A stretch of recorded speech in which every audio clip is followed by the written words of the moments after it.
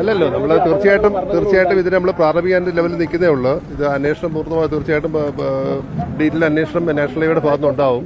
എന്തുകൊണ്ടാണ് സംഭവിച്ചതെന്ന് വ്യക്തമായിട്ടൊരു അന്വേഷണം ഉണ്ടാവും, നാഷണൽ ഹൈവേയുടെ ഭാഗത്തുണ്ടാവും. പ്രാഥമിക രൂപത്തിൽ നമ്മളിപ്പോൾ ഇവിടെ നമ്മൾ നിൽക്കുന്ന ഭാഗത്ത് ടോൾ പ്ലാസ ആണ്. ഏകദേശം 38 മീറ്റർ വീതിയുള്ള സ്ഥലമാണ്. അപ്പോൾ ഇവിടെ നമ്മൾ ഇത് ലിഫ്റ്റ് ചെയ്ത് വെക്കുന്ന ഗാൻട്രിക്കോട് വെച്ച് ലിഫ്റ്റ് വെച്ചതിന് ശേഷം സൈഡ് പുഷ്, നമ്മൾ നോർമൽ കേസിൽ ഇതിനടിയിൽ ബെയറിംഗ് ഉണ്ട്, ബെയറിങ്ങിൻ്റെ മുകളിൽ കൃത്യമായിട്ട് പുഷ് എടുത്ത് വെക്കുകയാണ്. പക്ഷേ ഇവിടുത്തെ കേസിൽ ഇവിടെ അത് സാധ്യമല്ല. ഗാൻട്രിക്കേറ്റർ വെച്ച് എടുത്ത് റേസ് ചെയ്തതിന് ശേഷം ഇത് സൈഡിലോട്ട് മാറ്റി വെക്കുകയും ഈ ബെയറിങ്ങിൻ്റെ മുകളിൽ ഉയർത്തി വെക്കുകയും ചെയ്യേണ്ടത്. അപ്പോൾ ഈ ഞാൻ മനസ്സിലാക്കിയത് ഉയർത്തി വെച്ച സമയത്ത് ജാക്ക് ഫെയിലിയറായി ഇത് താഴെ വീണെന്നാണ് മനസ്സിലാക്കിയത്. ഇതല്ലേ പറയാം, ഒരെണ്ണം വീണു, അത് മറ്റേ ബീമിന്റെ മേളിലോട്ട് ഗാർഡറിന്റെ മേളിലോട്ട് വീണു. അങ്ങനെ രണ്ടുകൂടെ കൊളാപ്സ് ചെയ്യുമെന്നാണ് മനസ്സിലാക്കുന്നത്. സൂക്ഷ്മ സമയത്ത് നമ്മൾ ഈ സമയത്ത് ലിഫ്റ്റ് ചെയ്യുന്ന സമയത്ത് വാഹന നിയന്ത്രണം പറഞ്ഞിരുന്നു, ചെയ്യണമെന്ന് പറഞ്ഞിരുന്നു. എന്താ സംഭവിച്ചത് പരിശോധിക്കാം.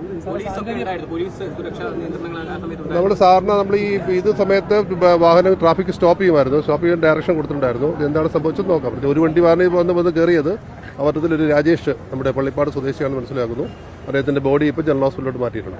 ഇങ്ങനെയുള്ള ഗേറ്ററുകൾ സ്ഥാപിക്കുന്ന സമയത്ത് വാഹനങ്ങൾ നിയന്ത്രിക്കേണ്ടതല്ലേ? അങ്ങനെ ചെയ്യേണ്ടതല്ലേ? ഇങ്ങനെയുള്ള ഗേറ്ററുകൾ സ്ഥാപിക്കുന്ന സമയത്ത് വാഹനങ്ങൾ നിയന്ത്രിക്കേണ്ടതല്ലേ? തീർച്ചയായിട്ടുമാണ്. നമ്മളെ സംബന്ധിച്ചോളം ഇതിപ്പം 1000 ദിവസമാണ് നമ്മളിതൊരു കൺസ്ട്രക്ഷൻ വേണ്ടി ഉള്ളത്.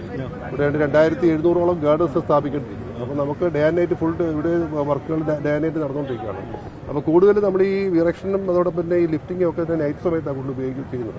അപ്പോൾ നമ്മുടെ പ്രശ്നം വെച്ചാൽ ഏകദേശം 70 യൂണിറ്റ് പെർ ഡേ, ഒരു ദിവസം ഒരു മിനിറ്റിൽ 70 വാഹനങ്ങൾ ഇതിലേക്ക് കടന്നു പോകും. അപ്പോൾ നമുക്കത് ബ്ലോക്ക് ചെയ്യാനൊന്നും പറ്റത്തില്ല. ട്രാഫിക് ഒരു നിയന്ത്രണത്തിലൂടെ ഈ കാര്യങ്ങൾ രണ്ടും നടത്തിയേ പറ്റത്തുള്ളൂ. ഉണ്ട് തീർച്ചയായിട്ടും. ഇല്ല, പോലീസിന് ത്രൂ ഔട്ട് നമ്മളെ പോലീസും അതോടൊപ്പം തന്നെ മാർഷൽസിനെ ഡിപ്ലോയ് ചെയ്തിട്ടുണ്ട്. ഈ അപകടം നടന്നപ്പോൾ ജീവനക്കാർ ഇവിടെ ഉണ്ടായിരുന്ന ജോലിക്കാർ ഓടിപ്പോയി, അങ്ങനെ പെട്ടെന്ന് അതുകൊണ്ട് ലിഫ്റ്റ് ഓപ്പറേറ്റ് ചെയ്യാൻ കഴിഞ്ഞില്ല എന്നൊക്കെ നാട്ടുകാർ പറയുന്നു. അല്ല, അത് സ്വാഭാവികമല്ലേ, ആൾക്കാർ ഭയപ്പെട്ടു പോയത്. ഇങ്ങനെ ഇത്ര വലിയ സംഭവം ഉണ്ടാകുമ്പോൾ സമയത്ത് സ്വാഭാവികമായിട്ട് ഭയപ്പെട്ട് മാറിക്കാണും. പക്ഷെ അവർ തിരിച്ചു വന്ന് ഉയർത്തി ബോഡി മാറ്റുകയും ചെയ്തിട്ടുണ്ട്. ആദ്യം ഓടിയെത്തിയ നാട്ടുകാർ പറഞ്ഞത് ഇവിടെ ആ സമയത്ത് തൊഴിലാളികൾ മാത്രമാണ് ഉണ്ടായിരുന്നത്, പോലീസ് സംവിധാനമോ അത്തരം സംവിധാനമോ ഒന്നും ഇല്ലായിരുന്നു എന്ന് പറയുന്നു. നോക്കാം, പരിശോധിക്കാം.